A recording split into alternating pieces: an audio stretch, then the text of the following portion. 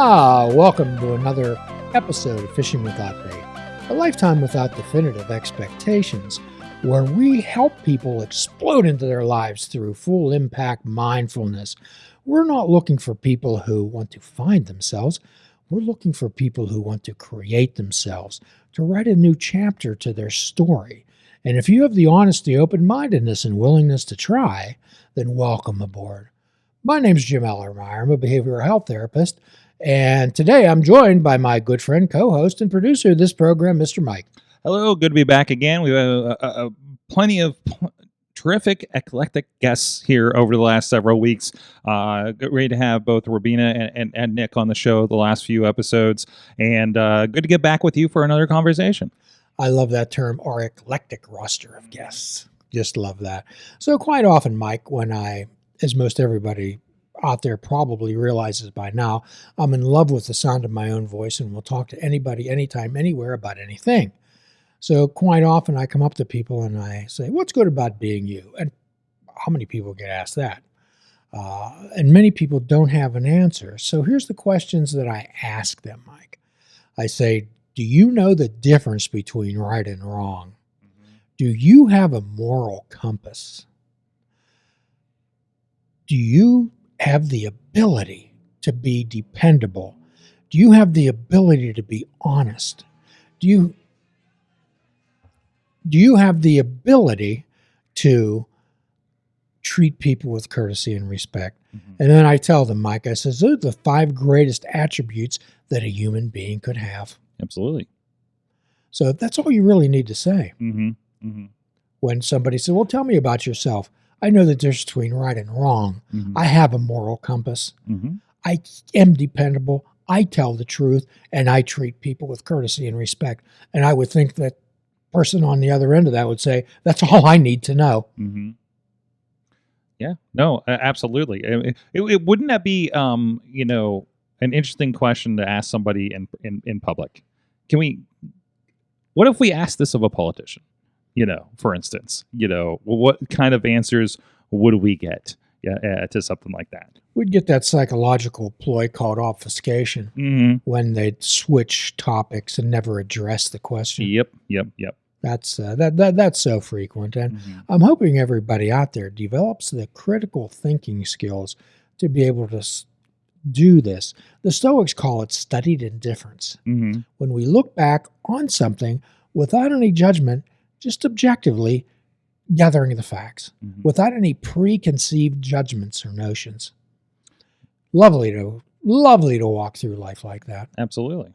And that's the essence of fishing without bait, a mm-hmm. lifetime without definitive expectations. Mm-hmm. So, as most everyone out there knows by now, we have over 450 published episodes that I'm firmly ensconced in the 12-step world, ingrained in it. It's in my DNA. Mm-hmm. And what we talk about is, let's not talk about the problem. We all know what the problem was. Mm-hmm. If we talk about the problem, Mike, all it does is magnify it. Yeah, it just it magnifies it and expends energy without actually doing anything. We can say in the 12-step world, what we can listen to somebody rant and rave about the inequities, the social injustice, all mm-hmm. of these type of things, and then we ask them one question: what do you want to do about it? Mm-hmm. What do you want to do about it? To continue to carry the message. So this show is about the solution. Mm-hmm. We often have recovery stories on here, how they got here from there.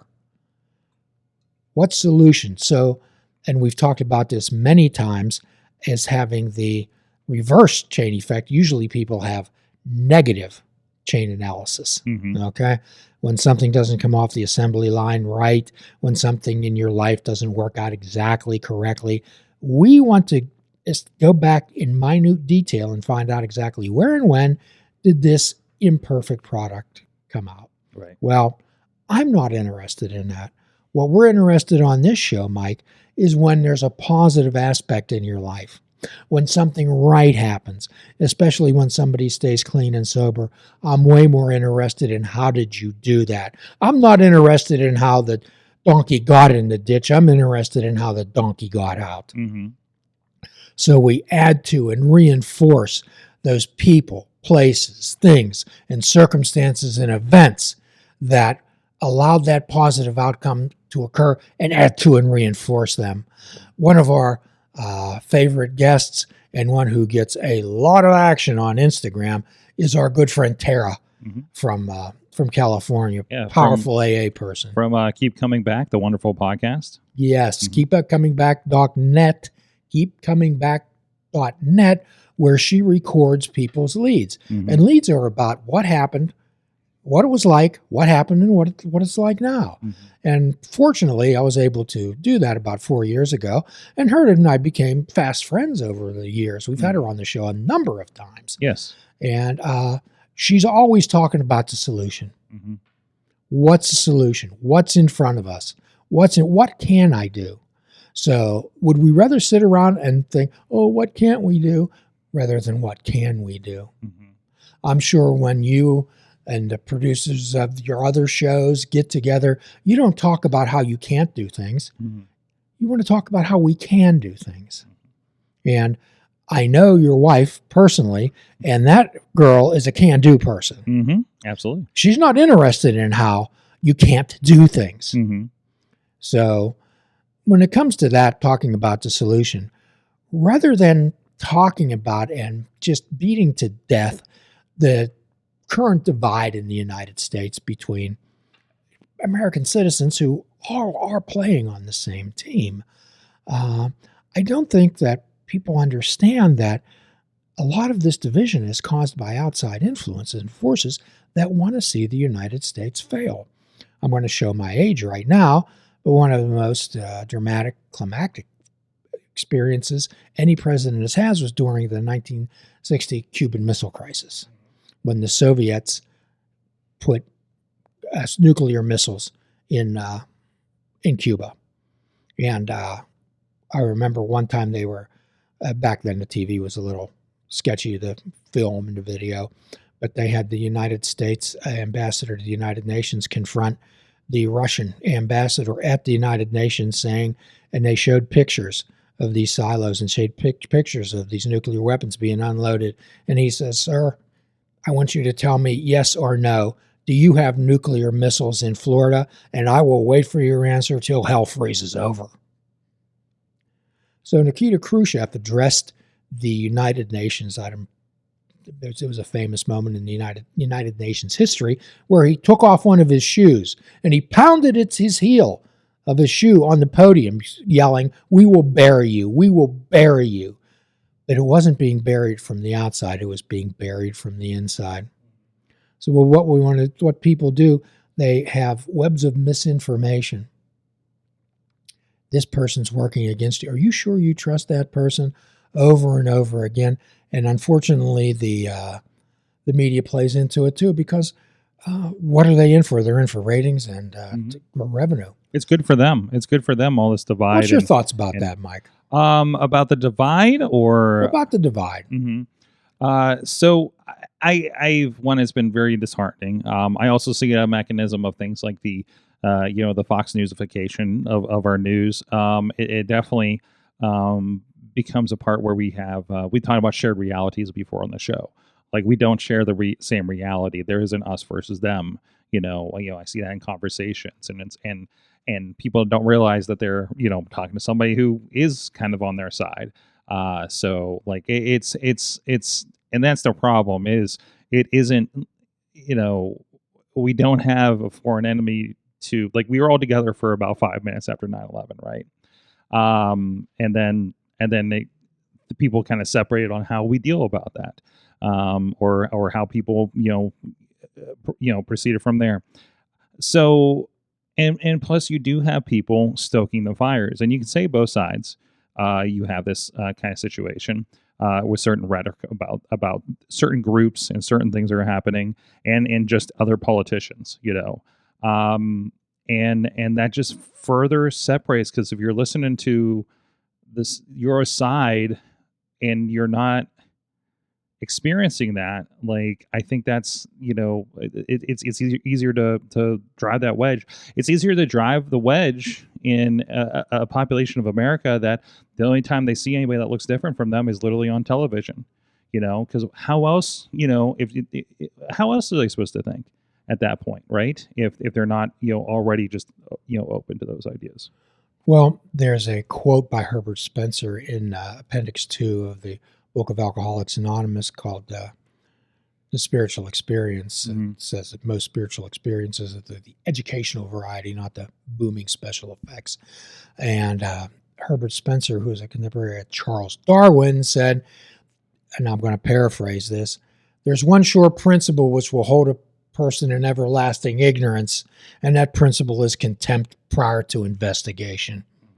So before making passing judgment, and as most everyone knows, I have tattooed across my chest, who am I to judge, from one of my most favorite human beings in the history of the world, and that would be the late Pope Francis. Who am I to judge? Who am I to judge? And who am I to judge? Who are you to judge, Mike? Absolutely. Absolutely. So do we want to point out what's right about somebody, or do we want to point out what's wrong about them? And I think there was a pretty good breakdown of some recent political ads, and it showed very specifically one guy's on the street talking to food vendors and talking about, this is the bill that's sitting there. This is what I'm going to push through, because it's just sitting there and nobody's even the current mayor is not even talking about it, versus his opponent that wants to take him down is speaking in platitudes. We need to do this together. Do what? You're not telling me the answer. You're just telling me an idea. You know what I mean? And we can talk about, when we talk about, if you're on the side where, how could you vote for, that guy as the president? The answer is, he told us what he was going to do. And for better or for worse, he's doing them. He's doing exactly what he said he was going to do. This isn't a surprise. How it affects you may be surprising, but, and I think that's the change that needs to happen. To your point, these people are exercising that. I'm going to tell you what to do. I'm not going to tell you I'm going to do a bunch of stuff and then, oh man, couldn't do anything about it, or look like they're trying for 4 years. Well, I don't know how many, I know we have a far-flung audience. Sure, both sides, and I probably offended both sides. And many of them probably are not really aware of the Pittsburgh Pirates and the sad state, the sad state of their organization. And they always come out and say, we tried. We were that close to getting Mr. X as a free agent on this club. We're going to keep on trying. And what they're doing is they're just building up false hope. But I think at least in Pittsburgh, I'm a long suffering Pirate fan. we just want some, we want some action, not words. Yeah, absolutely. Anymore. Absolutely. And it seems like the only thing people are concerned about when something goes wrong, that they have plausible deniability. There's a in marketing, there's a thing about building confidence. There's a confidence in us as a podcast that you listen to and you see as an expert voice. Confidence in the company that you put your money into, that the service is going to be okay and not screw you up. Every time you get the wrong order in a drive-through, that's a ding to confidence in going through that drive-through in that company, wherever you may be. And that's, I think that's what we're seeing in these is there's a lack of confidence in the status quo, and everybody's pushing towards another side. We're all Americans. Most people think that the Constitution of the United States, the Declaration of Independence, there was a bunch of blithering, doddering old men sitting around a table putting this thing together. Actually, most of them were very young men. Thomas Jefferson was 33 years old when he wrote the Declaration of Independence. Right. What a blithering genius he was. And then sometimes you see these people with these T-shirts. When injustice becomes law, resistance is the only answer. That wasn't by some far left kook some woke person. Mm-hmm. It was from Thomas Jefferson. He said that. Mm-hmm. How can you argue against Thomas Jefferson? Mm-hmm. We have inalienable rights that they outlined in the Constitution of the United States. But then we have to ask, rights for who? Rights for who? With liberty and justice for all will define all to me. Mm-hmm. I'd love for these contentious hearings and these press briefings that are being held, I'd love for somebody to start off the questioning with, here's a couple things that I find right about you. Here's a couple of your traits I find admirable. And then I often ask people, what would happen if you were in a physician's office and a physician came in and rather than, what's your symptoms, what's wrong, what's going on, I'd rather if just take 30 seconds and the physician say, tell me a couple things that are going right in your life. Yeah. Because they're there as the, I'm here to tell you what's wrong with your car, kind of attitude, right? So because they just want to get to the source of the problem and move on. And, how much can that, how much is that different, Because I always read it as like, okay, I'm going to go to my doctor. He's going to tell me to lose weight and yada, yada. And then that's it, like not much else to it, and then, at least there was like, hey, you actually down a few pounds. Like, like it started with a positive, but also like, I don't know. It wasn't a general positive, It was a surprising positive. I've been accused of toxic positivity more than once. Sure. I don't know why, Jim. You're such a not positive person. Yeah, I know there's a black cloud going around yes. me. I just when I walk past flowers, they wilt. Absolutely. But however, I can cheerlead a person. Their significant others can cheerlead them. All these people, but nothing, Mike, can cheerlead you like the sound of your own voice. No, absolutely, and that's so hard. So rather than looking for external validation, the praise and admiration of others, looking to be adored. Only weak people need praise, Mike. Only the weak. So what we want to develop is internal validation. These powerful words, I am. And the more confident that we are in our gifts, our talents, and our abilities, what other people think of us is absolutely none of our business. But a mean word, a nasty comment made during the day, that person can dwell on that comment the whole day. Yep. Rather than just recognize it and say, okay, I recognize that comment stung for a moment. However, we live in the present. And the biggest thing is what are we going to do about it? And instead of a diet of negativity, again, find the helpers, find the people that are wrapping around. What do we do to move forward? Well, and here we are sitting in Pittsburgh, and I think most of you know that Mr. Rogers did a lot of broadcasting here in Pittsburgh, and of course the NPR no longer exists because it was pulled to funding. I guess it was too many woke persons being made. But with Mr. Rogers, had a lot of wonderful sayings, wonderful thoughts, and one of the things he said was, when there's trouble, look for a helper. And if you can't find one, be one. Be a helper. We're not Supermen. We're not going to save a crashing ship from coming out of the sky, all right? But we can assist. We can do a random act of kindness for others and not having to be praised and exalted for it. But, I'm very passionate about these type of subjects.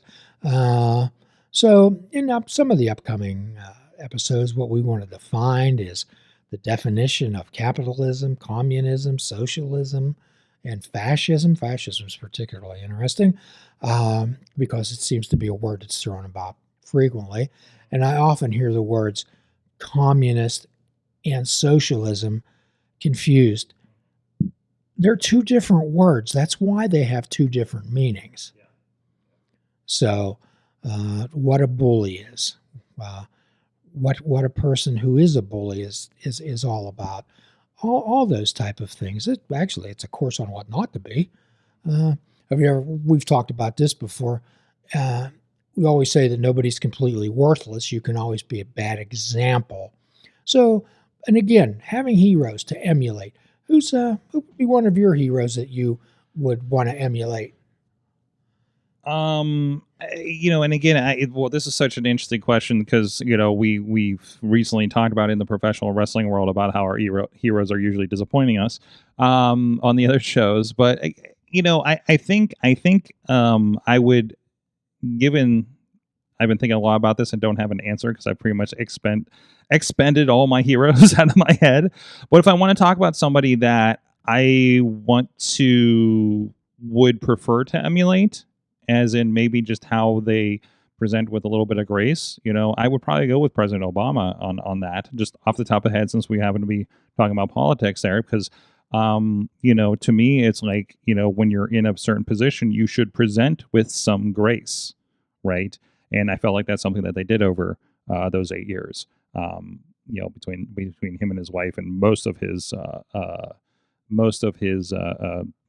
not followers, but staff, I guess, right? So like that pops off of my head. Well, the definition of integrity is doing what you say and saying what you do. Exactly. So, and not without criticisms, even of what he did or that he didn't do enough in certain aspects or anything like that. But just kind of the general air about it, graceful, but also like fun, like there was a nice mix in there. And if there's anything that kind of inspired you, I think that's kind of like that. Well, it says in the 12-step book, we are not a glum lot. So if I had a top 5 to emulate, number 1, Joan of Arc.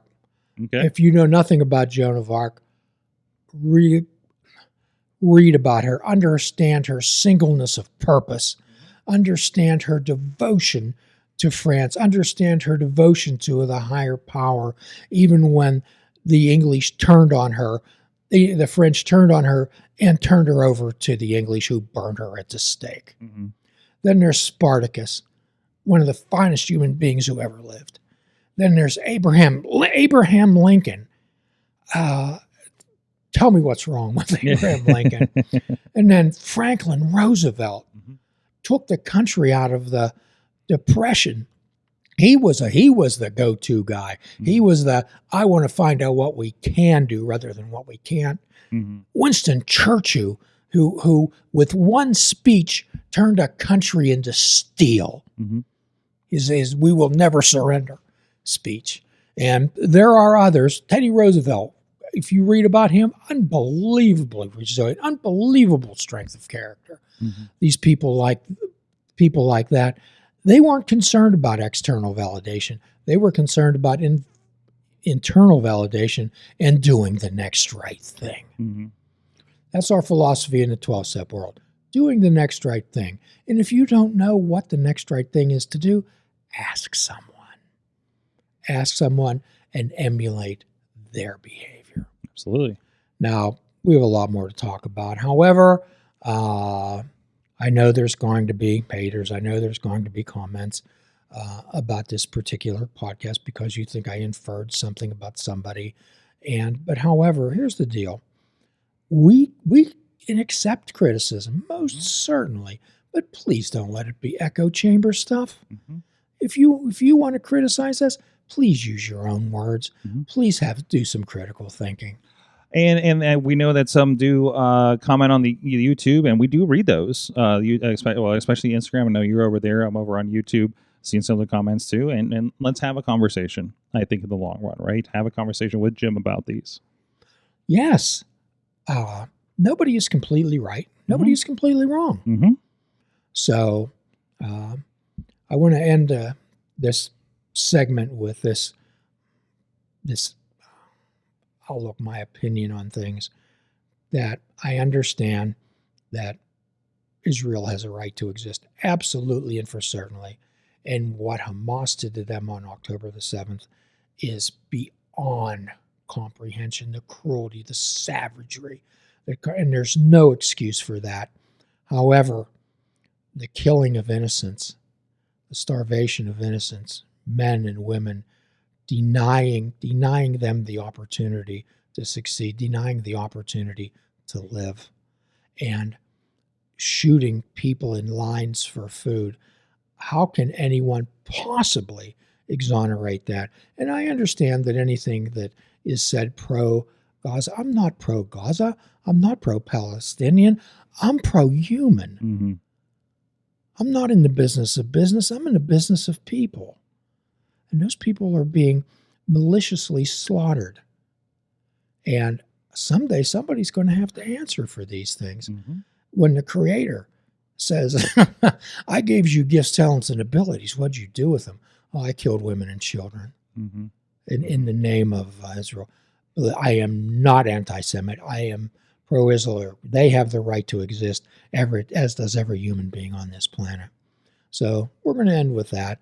And I'm hoping everyone would possibly email their representatives and say, could you please stop the slaughter? Give Israel defense weapons, anything that they need. But these offensive weapons of destruction just have to cease. And, my hope is that I think about these people every single day. It's heartbreaking. Heartbreaking. Mike, what if that was American children being held that down to? Mm-hmm. What if it was American children people were doing that to? Absolutely. Americans would light themselves on fire and jump out of airplanes to land on them. Mm-hmm. Mm-hmm. So I know I get emotional talking about this, but the inhumanity, this unnecessary destruction and just uncaring attitude that it makes something does not make right. Mm-hmm. Okay. So, and again, I'm probably going to get some, but anybody that are out there that can defend the killing of innocent women and children, and if you can defend that, please don't defend it to me, defend it to yourselves, because I don't think you can do that to me. You couldn't convince me that is right and wrong. So, Mike, what do you think about today? I think we got into some stuff. Hopefully it helps with people kind of navigating some things going on here, and we're going to have more discussions like this in the future. Yes, and getting back to, the original premise of Fishing Without Bait, we have been contacted recently by a number of people who want to espouse their thoughts and services on our show. So we're looking forward to the ones that fit our vibe, fit in with us. Mm-hmm. We'll be glad to promote you. And we're also always looking for recovery stories. Mm-hmm. And everybody's in recovery from something. Yes. We'd love to hear from you. Yep. Hit us on any of our social medias and the stuff at the end of the show. So at the end of every podcast, we offer a free prescription. Fruits, nuts, and vegetables. Unplug your television and take up fishing. And for a truly mindful experience, we suggest that you fish without bait. Do a kindness for another and do a kindness for yourself. Forgive yourself and forgive another. If we're all not the divine's children, then none of us are. Till all are free, none are free. Namaste. Please check out our website at fishingwithoutbait.com, where you can listen to the show, comment on our discussions, and find out where you can subscribe to our podcast. If you're interested in flying the colors of Fishing Without Bait, click the shop icon on our website. We have clothing, mugs, cell phone cases, and so much more. Show the world that you fish without bait. This show is a member of the Sorgatron Media Podcast Network. Find out more at sorgatronmedia.com.